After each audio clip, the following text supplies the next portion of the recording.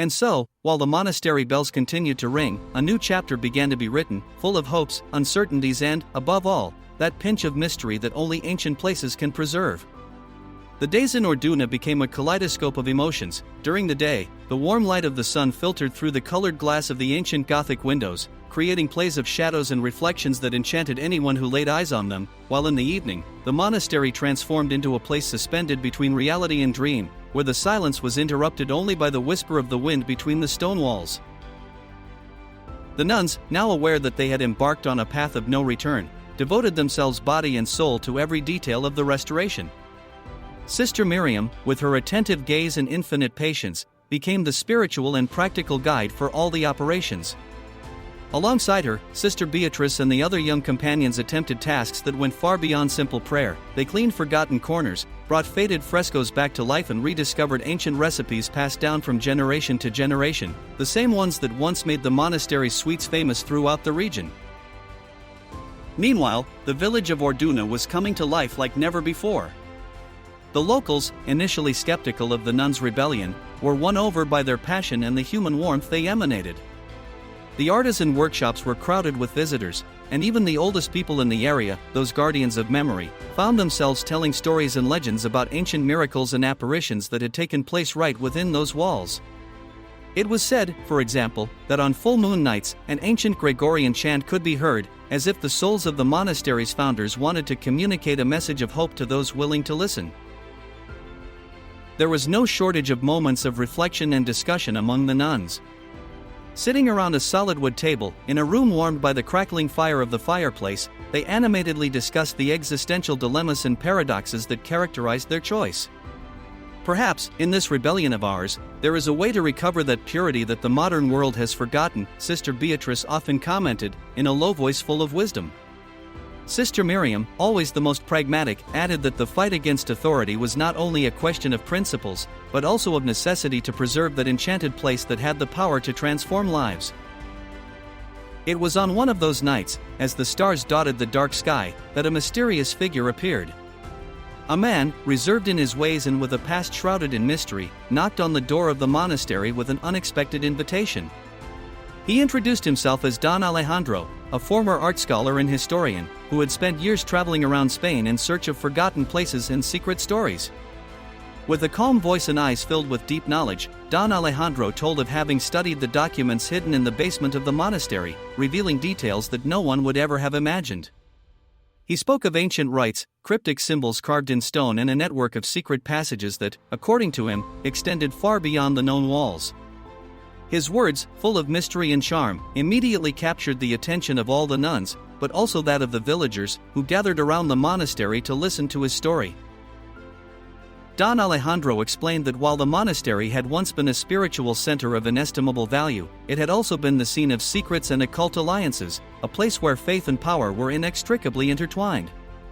He spoke of an ancient manuscript, hidden in the pages of an old book kept in the monastery library, which spoke of a lost relic capable of granting the place almost miraculous protection.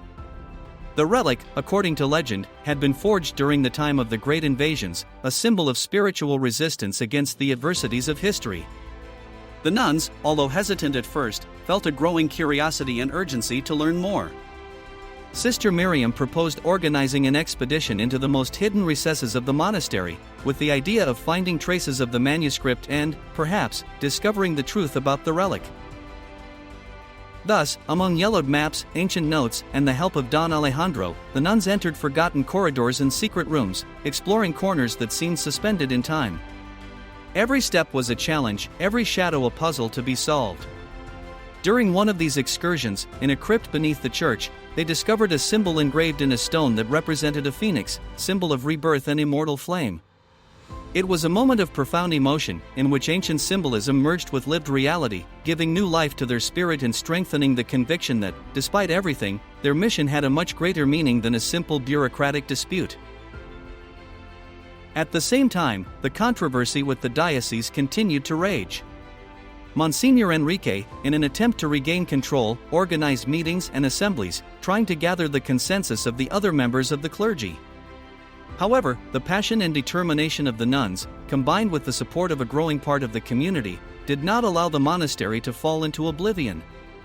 The news spread quickly, attracting the attention of national and even international media, which questioned a church in crisis and the paradox of a sacred place rebelling against the logic of power. In this climate of tension, life inside the monastery took on an almost surreal dimension. Prayers mingled with the sounds of nature, ancient songs echoed in the naves, and, in a certain sense, the monastery became the stage for an epic drama, in which faith confronted change, and the ancient clashed with the modern. The nuns, despite the difficulties, managed to find moments of lightness. During the evenings of rest, around tables laden with typical dishes and local wine, they told anecdotes, laughed and daydreamed, imagining a future in which Orduna could become a point of reference for those seeking the beauty of authentic spirituality. The echo of these stories spread far beyond the confines of the small community. Young scholars, passionate about history and archaeology, began to visit the monastery, attracted by the almost mystical atmosphere that hovered within its walls. Some of them brought with them modern tools, such as 3D scanners and drones, to document and study the intricate architectural details and works of art hidden in the recesses of the complex. These encounters with modern technology were not perceived as a betrayal of ancient values, but rather as a bridge between the past and the present, a way to give new life to a cultural and spiritual heritage that was at risk of being lost over time.